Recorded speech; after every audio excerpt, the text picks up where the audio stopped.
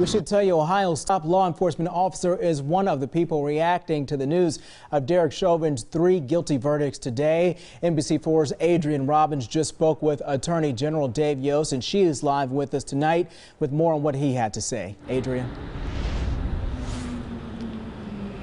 Kerry, Attorney General Yost said what Derek Chauvin did was murder, and today a jury announced to the world that it was murder. He said that he hopes that this restores some of the faith that's been lost in the justice system as well as in law enforcement. Now, Yost says he hopes people handle the news in a peaceful way in Columbus, but said people deserve to have their voices heard and to protest. Now, as for Chauvin, Yost hopes the judge looks at the fact that he was a police officer while deciding on his sentence. Derek Chauvin dishonored the badge and a noble profession, and I hope that the judge takes that into account and weighs it heavily at his sentencing. Now, last summer, after George Floyd's death, the Attorney General as well as the governor got together and talked about some police reform here in Ohio, including additional training.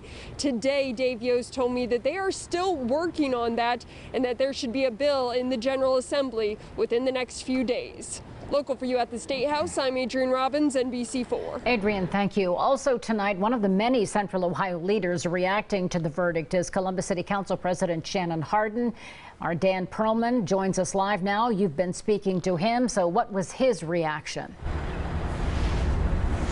Well, Colleen, the city council president told me he was hopeful justice would be served in this case and that this would begin the healing process for this nation.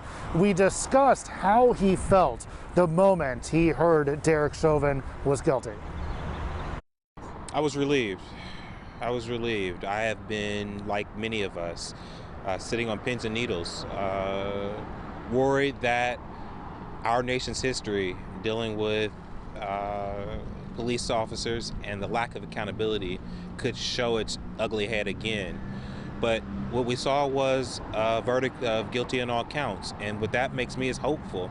It makes me hopeful for accountability. It makes me hopeful that we will be able to rebuild, and continue to build that trust, and that we can use this energy to lean into the necessary reforms that are still ahead of us.